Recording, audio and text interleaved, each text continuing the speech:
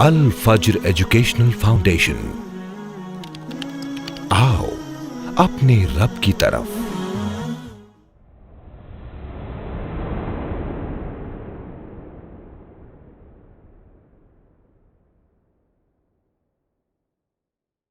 الحمد للہ نحمده ونستعینه ونستغفره ونعوذ باللہ من شرور انفسنا ومن سیئات اعمالنا، من يهده اللہ فلا مضل له ومن يضلل فلا هادی له، واشهد ان لا الہ الا اللہ وحدہ لا شریک لہ، واشهد ان محمدا عبدہ ورسولہ، یا ایہا الذین آمنوا اتقوا اللہ حق تقاتہ ولا تموتن الا وانتم مسلمون، یا ایہا الناس اتقوا ربکم الذی خلقکم من نفس واحدہ وخلق منها زوجها وبث منہما رجالا کثیرا ونساء،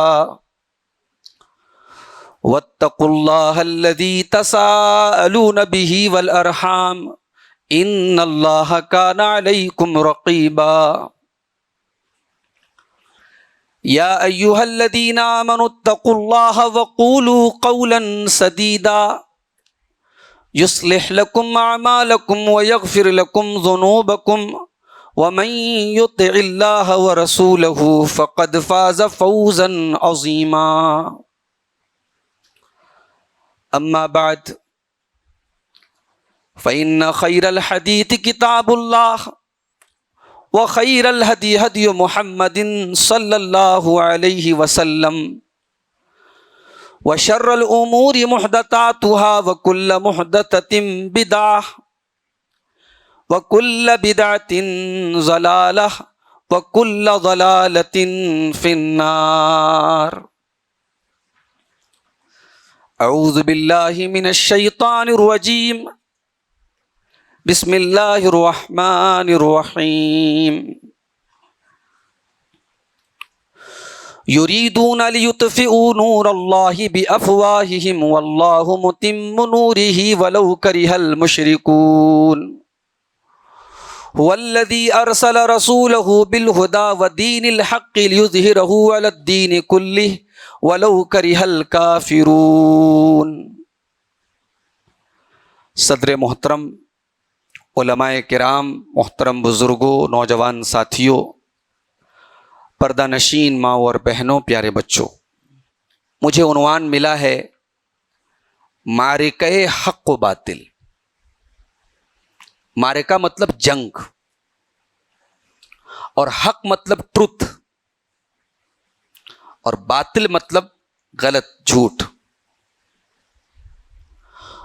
تو سچائی اور جھوٹ کے درمیان جو معرکہ ہے، جو جنگ ہے، اس پر ہمیں آج بولنا ہے۔ حق اور باطل کے درمیان کی یہ جو جنگ ہے، یہ کوئی آج کی نئی جنگ نہیں ہے، یہ حضرت آدم علیہ السلام سے لے کر کے آج تک جاری ہے اور قیامت تک جاری رہے گی۔ ہر دور میں دو آئیڈیالوجی کام کرتی رہے گی، دو تحریکیں کام کرتی رہیں گی، دو ٹائپ کی ایفرٹس ہوں گی، دو ٹائپ کی کوششیں ہوں گی۔ ایک کوشش ہوگی حق کے لیے اور ایک کوشش ہوگی باطل کے لیے۔ مگر اللہ کا رول یہ ہے، اللہ کا اصول یہ ہے، اللہ کا قانون یہ ہے کہ حق کو بہرحال غالب ہونا ہے۔ وَقُلْ جَاءَ الْحَقُّ وَزَهَقَ الْبَاطِلُ إِنَّ الْبَاطِلَ كَانَ زَهُوقًا۔ جانتے ہیں یہ آیت کب اتری تھی؟ یہ آیت اتری تھی سن 8 ہجری میں، جب اللہ کے پیارے حبیب صلی اللہ علیہ وسلم 10,000 صحابہ کرام کو لے کر کے مکہ میں داخل ہو رہے تھے۔ وہی مکہ جہاں سے آپ تقریباً 9 سال پہلے 8.5 سال پہلے مکہ سے نکلنے پر مجبور ہوئے تھے، اور جب آخری نظر آپ نے مکے کی طرف ڈالی تھی تو آپ نے کہا تھا کہ اے مکہ، تو میرے نزدیک محبوب ترین جگہ ہے، اگر مجھے نکلنے پر مجبور نہ کیا جاتا تو میں تجھے چھوڑ کے نہ جاتا۔ جس مکہ میں اللہ کے نبی کو لا الہ الا اللہ کی تبلیغ کرنا، اس کی دعوت دینا مشکل ہو گیا، آج اس مکہ میں 10,000 صحابہ کرام کے ساتھ، بڑی شان کے ساتھ، بڑی عزت کے ساتھ اللہ کے پیارے حبیب مکے میں داخل ہو رہے ہیں۔ 10 سال پہلے کسی نے سوچا نہیں تھا کہ اس مکے میں وہ دن بھی آئے گا جب نعرے تکبیر پورے مکہ میں گونجے گا، 360 بتوں سے خانے کعبہ پاک ہوگا، اور حضرت بلال وہاں کھڑے ہو کر کے اذان دیں گے۔ یہ کسی نے تصور نہیں کیا تھا۔ اس وقت باطل کا بول بالا تھا، حق کی شمع کمزور تھی، صحابہ کرام کمزور تھے، بڑی بڑی پلاننگ ہو رہی تھی، بڑی بڑی چالیں چلی جا رہی تھی، اللہ کے نبی کے خلاف بڑی بڑی میٹنگیں ہو رہی تھی، مگر حق نہیں مٹا۔ اور وہ دن آیا کہ اللہ کے نبی مکے میں داخل ہوئے، اور پورا مکہ اسلام کے دائرے میں داخل ہوا، اور قرآن کی آیت نازل ہوئی، وَقُلْ جَاءَ الْحَقُّ وَزَهَقَ الْبَاطِلُ، اے نبی کہہ دیجئے حق آ گیا اور باطل مٹ گیا، ان الباطل کان زہوقا، باطل کو تو ایک دن مٹ جانا ہے۔ میرے بھائیو، آج یہ موضوع مجھے کیوں دیا گیا؟ کیونکہ ہم سب یہ جانتے ہیں کہ عاشورہ کا دن، محرم کی 10 تاریخ، آج عوام الناس میں اگر کسی چیز کی وجہ سے جانی جاتی ہے تو سیدنا حسین ابن علی رضی اللہ تعالیٰ عنہ کی شہادت سے جانی جاتی ہے۔ اور دنیا کو یہ باور کرایا گیا، یہ بتایا گیا، یہ پروپیگنڈا کیا گیا کہ حق اور باطل کی اگر کوئی جنگ تھی تو یہی جنگ تھی جو کربلا میں ہوئی۔ لوگوں نے اشعار بنائے، لوگوں نے واقعات بنائے، لوگوں نے کتابیں لکھی، ایک پوری فلسفی گڑی گئی، ایک پورا نظریہ گڑا گیا کہ کربلا میں حق اور باطل کا معرکہ تھا۔ ابھی ہم اس پر بعد میں ڈسکس کریں گے کہ کربلا میں حقیقت میں ہوا کیا تھا۔ آئیے ذرا تاریخ کے پنے پلٹیں اور ذرا دیکھیں کہ حقیقت میں حق اور باطل کے معرکے کب ہوئے اور کیسے ہوئے۔ یاد کرو وہ لمحہ جب اللہ کے نبی کے خلاف دار الندوہ نام کا ایک مشرکین کی اپنی ایک پارلیمنٹ تھی، جس میں بیٹھ کر کے انہوں نے میٹنگ کی۔ اس میں کسی نے رائے دی کہ اللہ کے نبی کو قید کر دیا جائے، کسی نے رائے دی کہ آپ کو مکے سے نکال دیا جائے۔ ابو جہل نے یہ رائے دی کہ اللہ کے نبی کو قتل کر دیا جائے، اور اس میٹنگ میں ابلیس بھی ایک بوڑھے کی شکل میں موجود تھا۔ اس نے ابو جہل کی اس رائے کا سپورٹ کیا، اس نے کہا یہ رائے بالکل صحیح اور مناسب ہے۔ غور کیجئے، جن کے ہاتھ میں پاور ہے، جو مکہ کے بڑے بڑے لیڈر ہیں، قریش کے بڑے بڑے سردار ہیں، یہ ان کی میٹنگ چل رہی ہے، اور یہ پاس ہو گیا کہ محمد کو قتل کر دیا جائے، نعوذ باللہ۔ ہر قبیلے کا ایک مشتنڈا، ایک موٹا تازہ نوجوان سلیکٹ کر لیا جائے، اور سب مل کر کے اللہ کے رسول کے دروازے پر جا کر کے جمع ہو جائیں، اور جب صبح کو اللہ کے رسول اپنے دروازے سے نکلے، سب ایک بار میں حملہ کر دیں، اور جب اللہ کے نبی صلی اللہ علیہ وسلم قتل ہو جائیں گے اور مختلف قبیلوں کے سر پہ ان کا خون چلا جائے گا، تو بنو ہاشم جو آپ کے گھرانے والے ہیں وہ کسی سے انتقام نہیں لے پائیں گے، دیت وغیرہ دے کے معاملہ ختم ہو جائے گا، نہ بانس رہے گا، نہ بانسری بجے گی، یہ معاملہ ہی ختم ہو جائے گا۔ یہ پلاننگ کی گئی۔ ادھر اللہ تعالیٰ نے جبریل علیہ السلام کو بھیجا، وَإِذْ يَمْكُرُ بِكَ الَّذِينَ كَفَرُوا لِيُثْبِتُوكَ أَوْ يَقْتُلُوكَ أَوْ يُخْرِجُوكَ وَيَمْكُرُونَ وَيَمْكُرُ اللَّهُ۔ اے نبی، وہ لمحہ بھی آپ اپنی زندگی کا یاد کیجئے جب آپ کے خلاف یہ پلاننگ ہو رہی تھی، آپ کو قید کرنے کی، آپ کو قتل کرنے کی، اور آپ کو مکہ سے نکالنے کی پلاننگ رچی جا رہی تھی۔ وَيَمْكُرُونَ وَيَمْكُرُ اللَّهُ، وہ اپنی پلاننگ کر رہے تھے، وہ اپنی چالیں چل رہے تھے، اور اللہ تبارک و تعالیٰ اپنی تدبیر کر رہا تھا۔ وَاللَّهُ خَيْرُ الْمَاكِرِينَ، اور اللہ تعالیٰ بیسٹ پلانر ہے، اللہ کی پلاننگ کے آگے کسی کی پلاننگ نہیں چلتی۔ اللہ نے اپنے نبی کو اطلاع دے دی، اے محمد صلی اللہ علیہ وسلم اب آپ نکل جائیے۔ حضرت ابوبکر صدیق جو مہینوں سے سواری خرید کے رکھے ہوئے تھے، اللہ اکبر، محبت ہو تو ایسی ہو، دوستی ہو تو ایسی ہو، یارانہ ہو تو ایسا ہو، مہینوں سے سواری خرید کے رکھے ہوئے ہیں کہ جب حکم ملے گا نبی کے ساتھ میں بھی ہجرت کے سفر پہ جاؤں گا۔ اما عائشہ فرماتی ہیں دوپہر کا ٹائم، اللہ کے نبی عام طور سے دوپہر میں نہیں آتے تھے ہمارے گھر میں، صبح شام ایک بار آتے تھے، دوپہر میں یہ اللہ کے نبی کے آنے کا وقت نہیں تھا۔ دروازہ حضرت ابو بکر نے کھولا، اللہ کے رسول سامنے کھڑے ہیں، کیا بات ہے؟ اللہ کے رسول نے پوچھا گھر میں کوئی اور تو نہیں ہے؟ کہا نہیں اللہ کے رسول، میرا پریوار ہے، میری فیملی ہے۔ کہا ابو بکر اللہ کی طرف سے مجھے اجازت دے دی گئی ہے مکہ سے ہجرت کرنے کی۔ حضرت ابو بکر کا پہلا سوال، اے اللہ کے نبی آپ کی صحبت مجھے ملے گی کہ نہیں سفر میں آپ کے ساتھ رہوں گا کہ نہیں رہوں گا؟ کہا کہ ہاں ابو بکر تم میرے ساتھ رہو گے۔ اتنا سننا تھا کہ ابو بکر صدیق کی آنکھوں سے آنسو جاری ہو گئے۔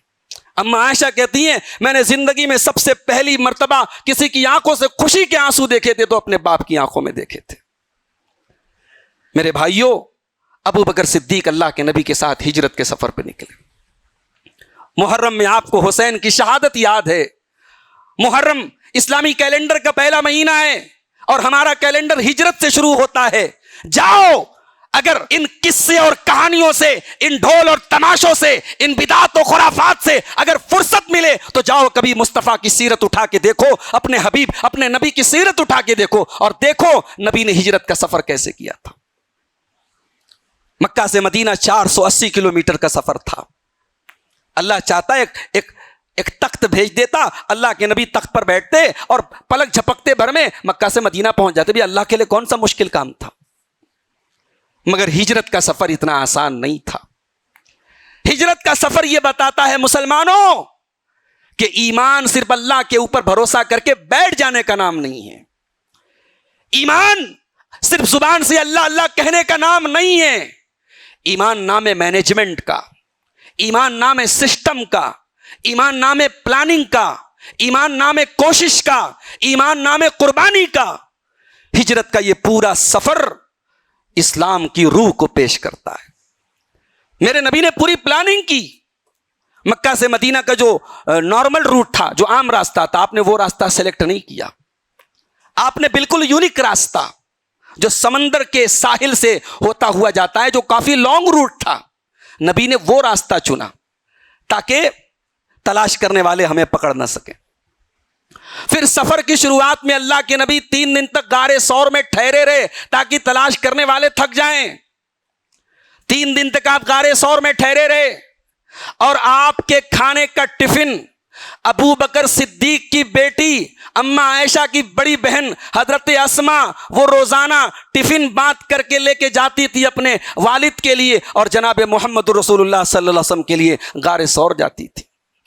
میری ماں اور بہنوں، یہ اسلام کی نعمت اگر ہمیں آج ملی ہے نا، اس کے پیچھے ابو بکر کے گھرانے کی قربانیاں بھی شامل ہیں۔ وہ لوگ حقیقت میں ماتم کرنے کے لائق ہیں اور سینہ پیٹنے کے لائق ہیں جن کی زبانیں ابو بکر صدیق پر لعنت کرتی ہیں۔ ارے ابو بکر صدیق نہ ہوتے، ان کا گھرانہ نہ ہوتا، ان کے گھرانے کی قربانیاں نہ ہوتی تو آج ہم اور آپ مسلمان نہ ہوتے۔ مجھے یاد آیا علامہ ثناء اللہ امرتسری کا ایک واقعہ۔ علامہ ثناء اللہ امرتسری ایک گاؤں میں مناظرہ کرنے جا رہے تھے۔ گاؤں میں مناظرہ کرنے جا رہے تھے، روافظ کا علاقہ تھا۔ مناظرے کا ٹاپک تھا کہ ابو بکر اور عمر مسلمان ہیں کہ نہیں ہیں۔ ان کے اسلام کو پروف کرنے کے لیے ثناء اللہ امرتسری اہل سنت کی طرف سے، اہل حدیث کی طرف سے جا رہے تھے۔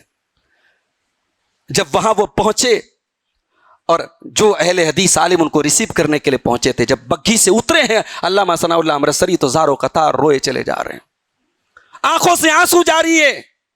انہوں نے پوچھا مولانا آپ مناظرہ کرنے آپ پہلے ہی رو رہے ہیں، کیا بات ہے، کیوں رو رہے ہیں؟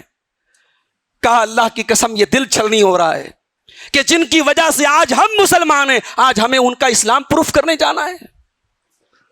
ابو بکر وہ ہے میرے بھائی کہ نبی نے اپنی وفات سے چند دن پہلے جب خطبہ دیا تھا، اپنا آخری خطبہ، تو اس خطبے میں کہا تھا او لوگو، دنیا میں سب سے زیادہ اگر کسی کا احسان ہے میرے اوپر تو ابو بکر صدیق کا احسان ہے۔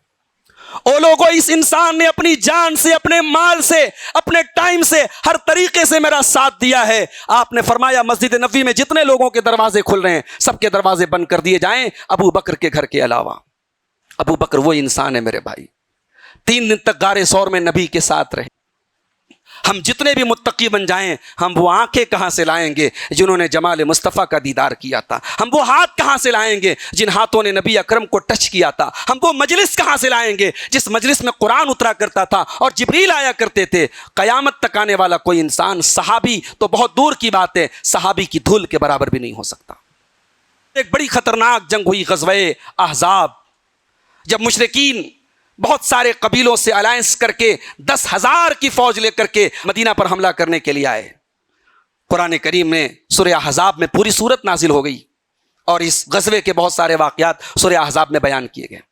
اللہ نے فرمایا وَبَلَغَتِ الْقُلُوبُ الْحَنَاجِرَ، مارے خوف کے تمہارے کلیجے حلق کو پہنچ گئے، تمہارے دشمن ہر طرف سے تم پر ٹوٹ پڑے، اور مدینہ جیسی چھوٹی سی سٹی اور چھوٹا سا شہر ہر طرف سے دشمنوں کے نرغے میں پھنس گیا۔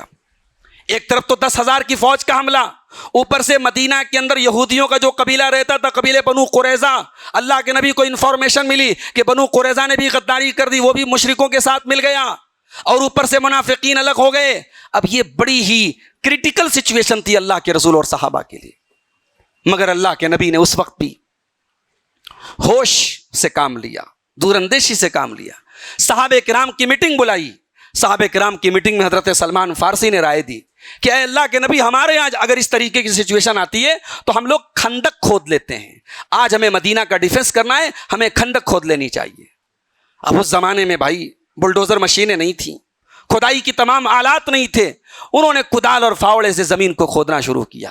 ایک لمبی چوڑی خندق کھودنے کا کام صحابہ کرام نے شروع کیا، اس میں بیچ بیچ میں پتھر بھی آتے تھے، اللہ کے نبی ہتھوڑا اٹھاتے تھے اور بسم اللہ پڑھ کے اس پتھر پر مارتے تھے اور پتھر ٹوٹ جاتا تھا۔ اس میں صحابہ کرام نے بھوک پیاس کی تکلیف اٹھائی، فاقے بھی کیے، لیکن خندق تیار کی اور مشرکین سے اپنا ڈیفنس کیا، اور اللہ تعالیٰ نے ایسی ہوا چلائی مشرکین کے خیمے ٹوٹ گئے اور ان کو واپس بھاگنا پڑا۔ یہ غزوہ احزاب کا معاملہ تھا۔ اور آگے بڑھیے، سن 6 ہجری میں اللہ کے نبی نے خواب دیکھا کہ میں اور صحابہ عمرہ کر رہے ہیں اور مسجد حرام میں داخل ہو رہے ہیں اور خانہ کعبہ کا طواف کر رہے ہیں۔ نبی اکرم کی صبح نیند کھلی، آپ نے صحابہ سے کہا کہ ہم نے ایسا خواب دیکھا ہے، ہم عمرہ کرنے جائیں گے۔ یہ ذی القعدہ سن 6 ہجری کی بات ہے۔ 1400 صحابہ کرام آپ کے ساتھ تیار ہوئے اور عمرہ کے سفر میں اللہ کے پیارے نبی نکلے۔ لیکن مدینہ سے مکہ پہنچنے کے پہلے راستے میں ایک مقام حدیبیہ ہے، وہاں پر آپ کو اور صحابہ کرام کو مشرکوں نے روک دیا اور کہا کہ آپ لوگ مکہ میں انٹر نہیں کر سکتے، آپ مکہ میں نہیں جا سکتے۔ اللہ کے نبی صلی اللہ علیہ وسلم نے حضرت عثمان غنی کو اپنا سفیر بنا کے بھیجا کہ جاؤ تم مشرکین کو سمجھاؤ اور بتا دو ہم جنگ کے لیے نہیں آئے ہیں، ہم ہتھیاروں کو بند کر کے آئے ہیں، ہم احرام کی حالت میں آئے ہیں، ہم تو عمرہ کرنے کے لیے آئے ہیں، ہمارا مقصد جنگ کرنا، لڑائی کرنا نہیں ہے۔ عثمان غنی رضی اللہ تعالیٰ عنہ مکہ میں داخل ہوئے، مشرکین نے ان سے کہا ساری باتیں اپنی جگہ، ہم آپ کو عمرہ کرنے نہیں دیں گے، آپ کو الگ سے کرنا ہے، آپ عمرہ کر لیجئے، اللہ کے نبی کو اور صحابہ کرام کو عمرہ کرنے نہیں دیں گے۔ حضرت عثمان غنی نے کہا نہیں، میرے نبی کو تم روک دو اور مجھے الگ سے عمرہ کرنے دو، میں یہ گوارہ نہیں کرتا۔ عثمان غنی کو ان لوگوں نے روک لیا۔ اللہ کے نبی کو اطلاع ملی کہ عثمان غنی قتل کر دیے گئے۔ عثمان غنی کا خون اللہ کے رسول کی نظر میں اس کی اتنی زیادہ ویلو تھی کہ آپ نے ایک درخت کے نیچے، ایک پیڑ کے نیچے، آپ نے 1400 صحابہ کرام جو آپ کے ساتھ تھے ان سے آپ نے بیعت لی۔ 1400 صحابہ کرام نے آپ کے ہاتھ پر بیعت کی، اور اس میں اللہ کے نبی صلی اللہ علیہ وسلم نے اپنا دائیں ہاتھ اپنے بائیں ہاتھ پہ رکھ کے فرمایا ہاذہ ید عثمان، یہ عثمان کا ہاتھ ہے۔ گویا عثمان غنی اس موقع پر موجود نہیں ہے، لیکن نبی نے اس بیعت میں عثمان غنی کو بھی شامل کر لیا۔ یہ وہی بیعت ہے جس بیعت کا ذکر اللہ نے قرآن میں کیا۔ لقد رضی اللہ عن المؤمنین اذ یبایعونک تحت الشجرہ، اے نبی اللہ تعالیٰ ان 1400 صحابہ کرام سے راضی ہو گیا جو پیڑ کے نیچے آپ سے بیعت کر رہے تھے۔ ان 1400 صحابہ کرام سے اللہ راضی ہو گیا۔ اس کے بعد مشرکین کی طرف سے سہیل ابن عمرو آیا اور اس نے اللہ کے نبی سے پیشکش کی کہ ہم صلح کرنا چاہتے ہیں، چنانچہ اس موقع پر صلح حدیبیہ ہوئی۔ بڑا تفصیلی واقعہ ہے، میں اس طرف جانا نہیں چاہتا۔ صلح حدیبیہ میں یہ پوائنٹ بھی تھا کہ مشرکین اور مسلمانوں کے درمیان اب لڑائی اور جنگ نہیں ہوگی۔ جن قبیلوں سے مشرکین کا الائنس ہے اور جن قبیلوں سے مسلمانوں کا الائنس ہے، ان قبیلوں پر بھی ایک دوسرے پر حملہ نہیں کریں گے۔ یہ صلح ہو گئی اور اس صلح کا بڑا فائدہ ہوا۔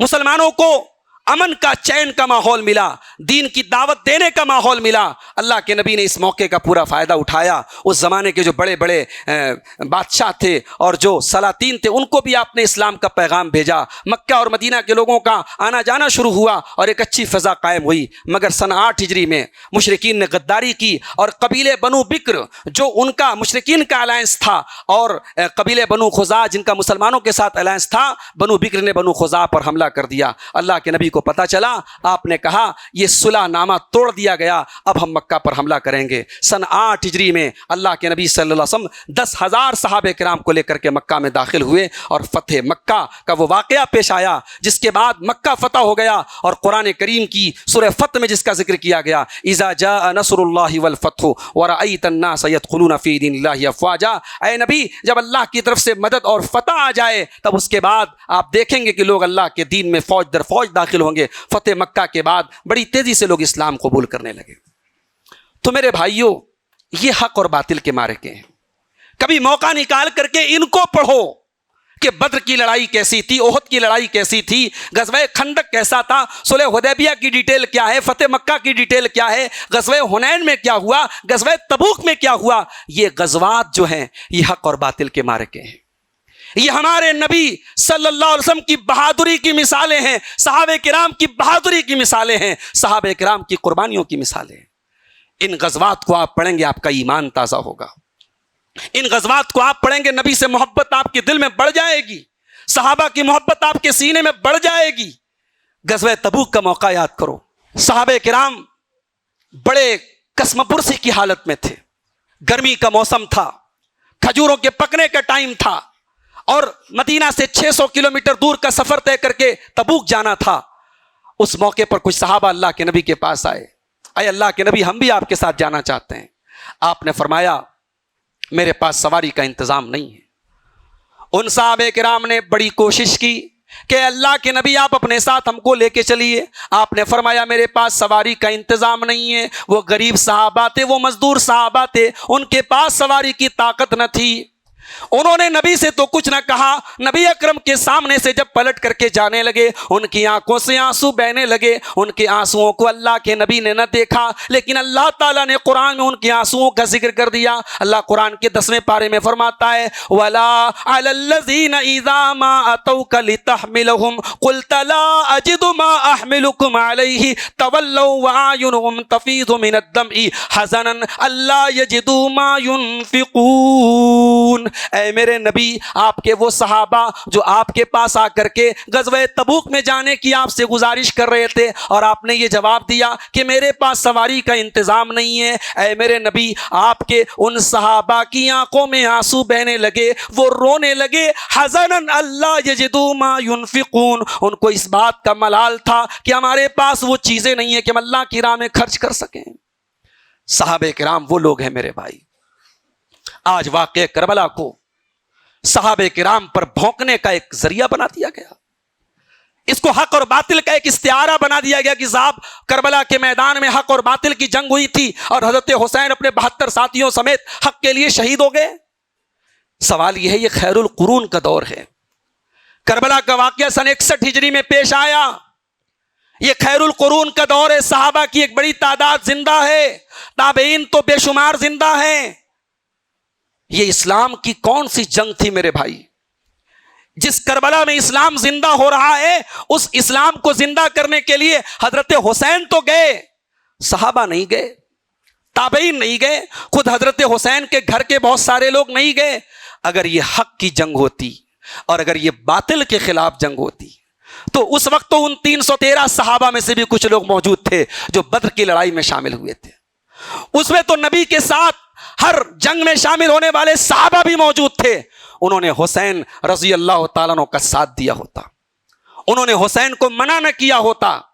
اگر یہ حق اور باطل کا معرکہ ہوتا تو صحابہ کرام اور تابعین نے ان کا ساتھ دیا ہوتا. اصل بات کیا ہے؟ کربلا کا واقعہ یہ جذباتیت سے جڑا ہے, ایموشن سے جڑا ہے, اور جہاں انسان ایموشنز اور جذبات استعمال کرتا ہے وہاں عقل اور لاجک استعمال نہیں کرتا. حضرت حسین ظاہر ہے اللہ کے رسول کے چہیتے ہیں, نبی کے لاڈلے ہیں، نبی نے جن کو اپنے کندھے پہ سوار کر کے نمازیں پڑھی ہیں، جن کو چوما ہے، جن کو گودو کھلایا ہے، جن کے بارے میں نبی نے فرمایا ہما ریحانتا یا من الدنیا، حسن و حسین میری دنیا کے دو پھول ہیں، جن کے بارے میں آپ نے فرمایا سیدہ شباب اہل الجنت الحسن والحسین، جنت کے نوجوانوں کے سردار ہیں حسن و حسین۔ ظاہر ہے کہ یہ نبی کے نواسے، نبی کے اہل بیت میں سے ہیں، نبی کے چہتے ہیں، وہ شہید ہوئے ہیں، تو ظاہر ہے ہمارے جذبات سے جڑا ہے۔ کربلا کا یہ واقعہ اس کو اتنا جذباتی بنا دیا گیا کہ انسان جو ایک دھارنا بنی چلی آ رہی ہے، جو ایک آئیڈیولوجی بنی چلی آ رہی ہے، اس کے خلاف کچھ سننا ہی نہیں چاہتا۔ آپ کربلا پر کچھ اور بول دیجئے صاحب، فوراً آپ کو تانا دیا جائے گا آپ تو یزیدی ہیں، آپ یزیدی ہیں۔ حسینی کون ہے؟ حسینی وہ ہیں جو اس وقت بازار میں یا حسین کا نعرہ لگا رہے ہیں۔ حسینی وہ ہیں جنہوں نے لکڑی کے، کانچ کے اور مختلف چیزوں کے تعزیے بنا کے حضرت حسین کے نام کو آج مذاق بنا دیا ہے۔ میرے بھائی، حضرت حسین رضی اللہ تعالیٰ عنہ جب کربلا کے میدان میں شہید ہوئے نا، کوئی 18 سال کے نوجوان نہیں تھے، وہ 60 62 64 سال کے بوڑھے انسان تھے۔ تم نے حضرت حسین کی شخصیت کو اتنا لمیٹیڈ کیوں کر دیا؟ تمہارے پاس صرف حضرت حسین کی شہادت کے سچی اور جھوٹی داستانیں ہیں، ان کی جوانی کہاں چلی گئی، ان کا بچپن کہاں چلا گیا، ان کا تقویٰ کہاں چلا گیا، ان کی تہجد کہاں چلی گئی؟ تم نے دنیا کو بتایا تو صرف حسین کی شہادت بتائی، اور اس شہادت کا شاہد کون تھا؟ آپ کے تو سارے ساتھی شہید ہو گئے۔ اس حادثے کے بعد جو زندہ بچے، آپ کے بیٹے علی ابن حسین بچے، آپ کی بیٹی سکینہ بنت حسین بچی، آپ کی بہن زینب بنت علی بچی۔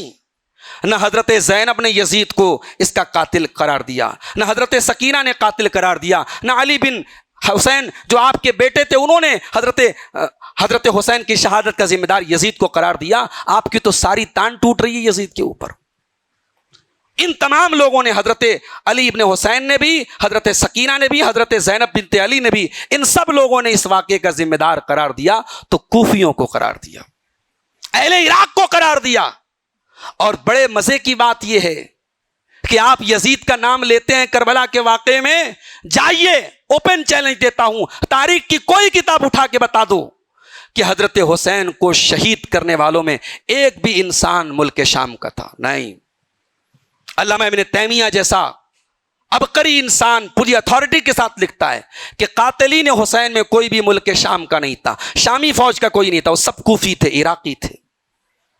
اب سوال یہ پیدا ہوتا ہے کہ حضرت حسین کا اسٹینڈ کیا تھا؟ حضرت حسین کیوں نکلے تھے؟ اور جب حضرت حسین نکل رہے تھے مدینہ سے تو اپنے گھر والوں کے ساتھ، اپنے معصوم بچوں کے ساتھ کیوں نکلے تھے؟ اگر جنگ کرنے جا رہے تھے تو بچوں کو لے کے تو کوئی جنگ میں نہیں جاتا، عورتوں کو لے کے تو لوگ جنگ میں نہیں جاتے تھے اس زمانے میں بھی، پوری فیملی، پورے پریوار کو لے کے جا رہے ہیں۔ آپ کا اسٹینڈ کیا تھا یہ خود حضرت حسین نے کبھی کلیئر بتایا ہی نہیں۔ کوئی ایک روایت تاریخ کی مستند ایسی نہیں ملتی کہ انہوں نے کبھی بھی یہ کہا ہو کہ میں اس لیے کوفہ جا رہا ہوں کیونکہ یزید نعوذ باللہ ظالم ہے، فاسق ہے، فاجر ہے، میں اس کی حکومت کا خاتمہ کرنے جا رہا ہوں۔ ایسا کبھی کوئی جملہ نہیں کہا آپ نے۔ جب آپ کے پاس یزید کا گورنر، اس زمانے کا مدینہ کا گورنر آپ کے پاس پہنچا تو آپ نے کہا کہ میں اکیلے میں بیعت نہیں کروں گا، میں کل صبح سب کے سامنے بیعت کروں گا۔ یہ جملے ہیں، یہ علامہ ابن خلدون نے تاریخ ابن خلدون میں، ابن کثیر نے البدایہ والنہایہ میں، ابن جریر طبری نے تاریخ طبری میں، تاریخ کی تقریباً تمام کتابوں میں یہ الفاظ موجود ہیں کہ سب سے پہلی مرتبہ جب یزید خلافت کے لیے منتخب ہوئی حضرت معاویہ کی وفات کے بعد، اور یزید کی طرف سے جب مدینہ کا گورنر حضرت حسین کے پاس آیا اور حضرت حسین سے یزید کی بیعت کا مطالبہ کیا تو انہوں نے یہی کہا کہ میں کل صبح سب کے سامنے پبلکلی بیعت کروں گا، اور صبح ہونے کے پہلے مدینہ سے آپ مکہ چلے گئے۔ اس کے بعد جب آپ کوفہ کے لیے نکلے، آپ کے تمام بڑوں نے، بزرگوں نے آپ کو منع کیا، آپ کو روکا۔ آپ کے بھائی تھے محمد ابن حنفیہ، آپ کے خاندان کے بڑے سیریس مزاج، بڑے سنجیدہ مزاج انسان تھے، انہوں نے آپ کو سمجھایا۔ حضرت عبداللہ ابن عباس آپ کے چچا زاد بھائی تھے، انہوں نے سمجھایا۔ عبداللہ ابن عمر حضرت عمر کے بیٹے تھے، انہوں نے سمجھایا۔ حضرت جابر بن عبداللہ انصاری نے سمجھایا، حضرت ابو سعید خدری نے سمجھایا، اور ان تمام لوگوں کی زبان پر ایک ہی جملہ تھا کہ آپ اہل کوفہ کے دعوت پہ جا رہے ہیں۔ وہ بھروسے کے قابل نہیں ہے. آپ مت جائیے, اور جانا ہے تو آپ اکیلے جائیے, بچوں کو لے کے نہ جائیے, فیملی کو لے کے نہ جائیے. آپ نے کوفہ جانے کے پہلے اپنے چچا زاد بھائی مسلم بن عقیل کو بھیجا تھا کہ تم جا کر کے ذرا دیکھو کہ کوفہ کے حالات کیا ہیں. اصل میں ایسا معلوم ہوتا ہے تاریخ کی ان تمام روایات کو سامنے رکھ کر کے. اور میں یہ جو بات کہہ رہا ہوں یہ کوئی میں ایسا نہیں کہہ رہا ہوں یہ پتھر کی لکیر ہے. کربلا کا واقعہ, اس میں اتنا کنٹراڈکشن ہے, اتنا ٹکراؤ ہے کہ کسی ایک نتیجے پر پہنچنا بہت مشکل کام ہے. میں اپنے مطالعے اور تحقیق کی روشنی میں جو بات بہتر سمجھ رہا ہوں وہ بیان کر رہا ہوں. مسلم بن عقیل حضرت حسین کے چچا زاد بھائی ہیں. جب وہ کوفہ میں پہنچے اور یزید نے کوفہ کا گورنر عبید اللہ ابن زیاد کو بنا دیا, جو بڑا ہی سخت انسان تھا, اور اس کو پتا لگا کہ کوفہ کے لوگ آپس میں مل کر کے مسلم بن عقیل کے ہاتھ پر بیعت کر رہے ہیں اور عجیب و غریب ماحول بن رہا ہے, عبید اللہ ابن زیاد نے مسلم بن عقیل کو شہید کروا دیا, قتل کروا دیا. جب حضرت حسین کو حضرت مسلم بن عقیل کی شہادت کی خبر ملی, آپ نکل چکے تھے, آپ مدینہ سے نکل چکے تھے, کوفہ کے راستے میں تھے. جیسے ہی آپ کو یہ خبر ملی کہ مسلم بن عقیل شہید ہو گئے, تمام تاریخ کی روایات بتاتی ہیں, آپ نے فوراً واپس جانے کا ارادہ کیا. یہ حق اور باطل کی جنگ ہوتی, حضرت حسین کبھی واپس جانے کا ارادہ نہ کرتے. بھائی انسان جب حق پر ہوتا ہے کسی کے شہید ہونے سے کوئی فرق نہیں پڑتا. حق کی جب جنگ ہوتی ہے انسان کسی کے شہید ہونے پر اپنی جنگ کو روکتا نہیں ہے. حضرت حسین کا مسلم بن عقیل کی شہادت کی خبر ملنے کے بعد پیچھے پلٹنے کا ارادہ یہ بتاتا ہے کہ یہ حق اور باطل کی جنگ نہیں تھی جس کے لیے حضرت حسین جا رہے تھے. اور آگے بڑھیے, جب مسلم بن عقیل کے بھائیوں نے کہا نہیں اب ہم جائیں گے, اور جب تک اپنے بھائی کا بدلہ نہیں لے لیں گے ہم واپس نہیں جائیں گے, حضرت حسین نے قافلے کو آگے بڑھنے دیا.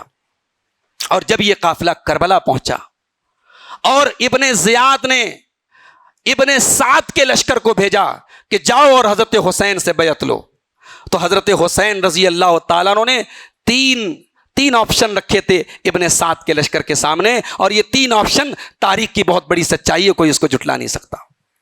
حضرت حسین نے کہا تھا کہ یا تو مجھے کسی اسلامی سرحد پر بھیج دو, میری فیملی کو واپس بھیج دو, مجھے کسی اسلامی سرحد پر بھیج دو, میں اللہ کی راہ میں لڑتا ہوا شہید ہو جاؤں, یا میں اسلام کی خدمت کرتا رہوں, مجھے یا تو کسی سرحد پر بھیج دو, یا پھر مجھے واپس مدینہ بھیج دو, یا پھر مجھے یزید کے پاس بھیج دو. اب دیکھیے کربلا کی پوری آئیڈیالوجی اسی پر ڈیپینڈ کرتی ہے کہ صاحب یزید بہت فاسق تھا, فاجر تھا, شرابی تھا, کبابی تھا, یہ تھا وہ تھا, اور اس کے ظلم کا خاتمہ کرنے کے لیے حضرت حسین جا رہے تھے. اور یہاں پہنچ کے حضرت حسین یہ کہہ رہے ہیں کہ مجھے یزید کے پاس جانے دو, اور ایک روایت میں یہ الفاظ ہے کہ میں اپنا ہاتھ یزید کے ہاتھ پہ رکھ دوں. یہ حضرت حسین اگر یزید کو ویسا سمجھتے جیسا آج سمجھایا جا رہا ہے تو یاد رکھیے میرے بھائی, حضرت حسین کبھی یہ جملہ استعمال نہیں کر سکتے تھے.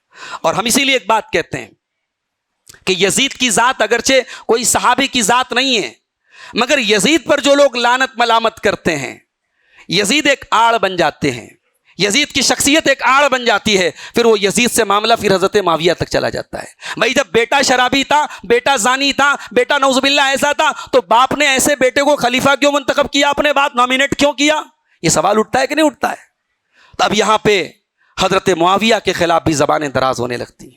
اگر حضرت معاویہ کے دل میں نعوذ باللہ کوئی چور ہوتا اور وہ اس لیے اپنے بیٹے کو اپنے بعد نامینیٹ کر کے جا رہے تھے کہ وہ اپنے بیٹے کی محبت کی وجہ سے ایسا کر رہے تھے, تو یہ الفاظ تاریخ کے اندر موجود ہیں کہ حضرت معاویہ نے جمعہ کے خطبے میں منبر پہ کھڑے ہو کے اللہ سے دعا کی تھی, اے اللہ تو گواہ ہے اور تو جانتا ہے میں اپنے بیٹے یزید کو اس لیے نامینیٹ کر رہا ہوں تاکہ امت کا شیرازہ منتشر نہ ہو, امت ایک کلمے پر متحد ہو, اور 20 سال پہلے کے حالات پیدا نہ ہوں اور خونریزی کے حالات پیدا نہ ہوں. اس لیے میں اپنے بیٹے کو نامینیٹ کر رہا ہوں کیونکہ وہ میرا بیٹا ہے اور میں اس سے بہت محبت کرتا ہوں. تو اے اللہ اس خلافت کی کرسی پر پہنچنے کے پہلے تو میرے بیٹے کو اٹھا لے.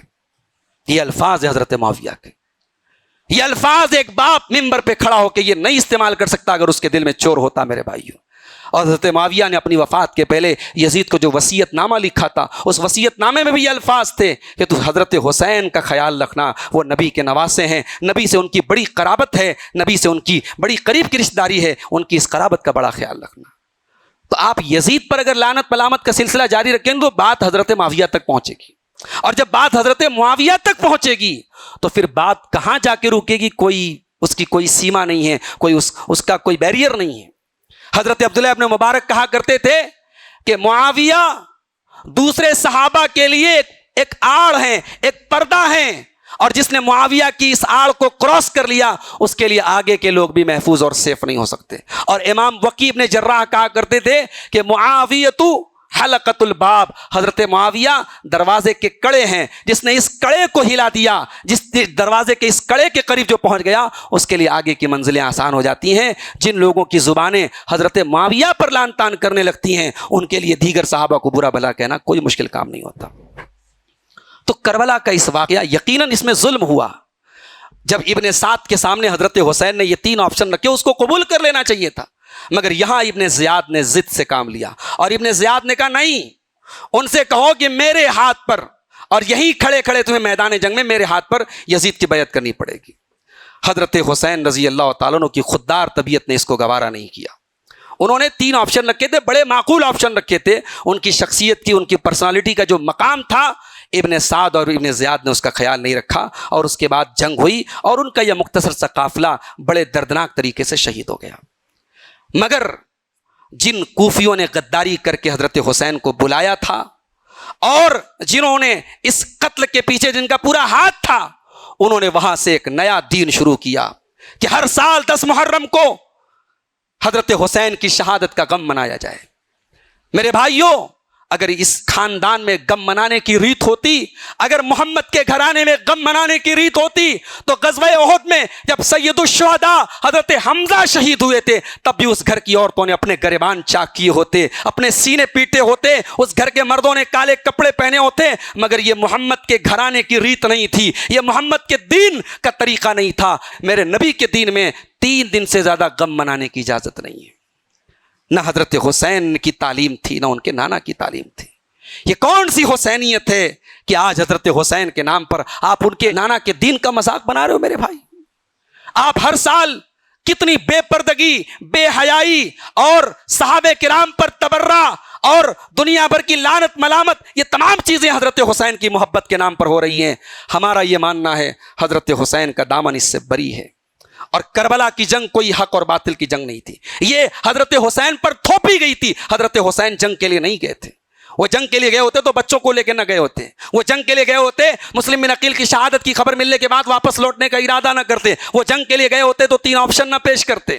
اور جب کربلا میں سب شہید ہو گئے تو گھوڑا کب ہنہنایا اور بادل کب برجا اور پانی کب برسا اور دریا کا پانی کب روکا گیا اور کون سے خیمے سے رونے کی کب آواز آئی، یہ ساری ڈیٹیل کس نے بیان کی بھائی؟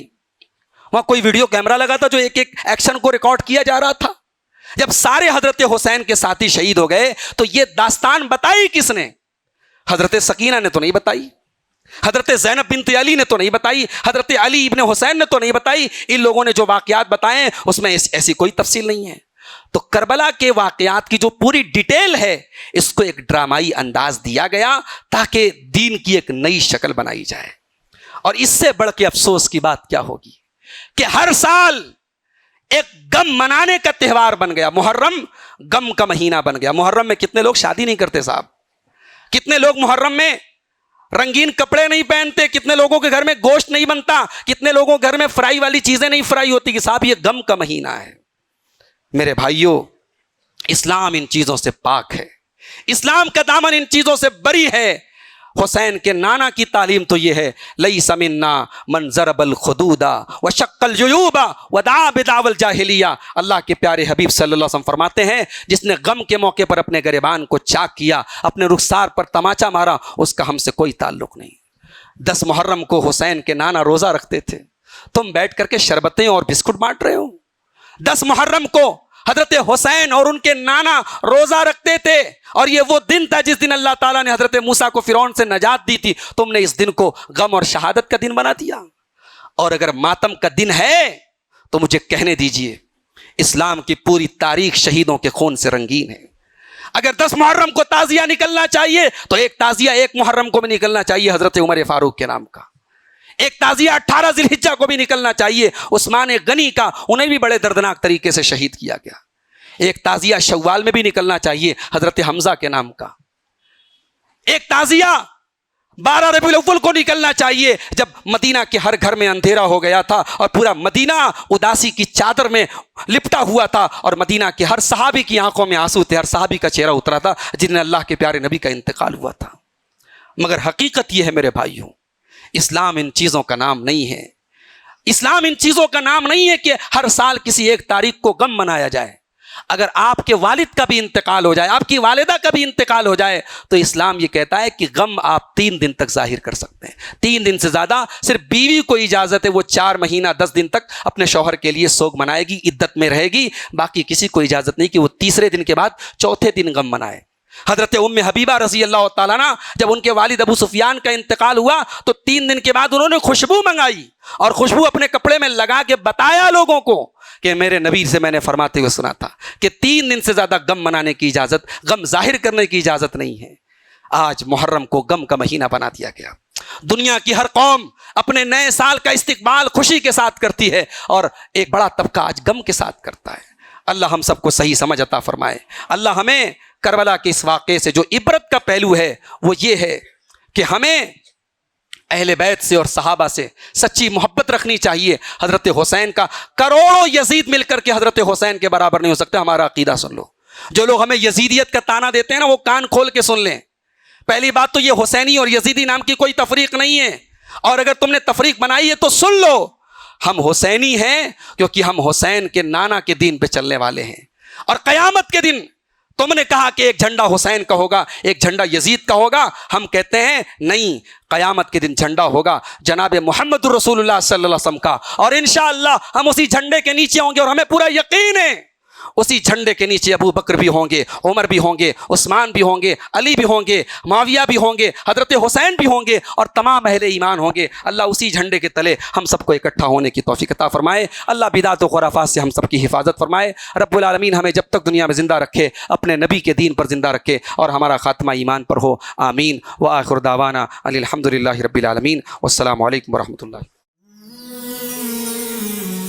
It's Al Fajr Educational Foundation presentation.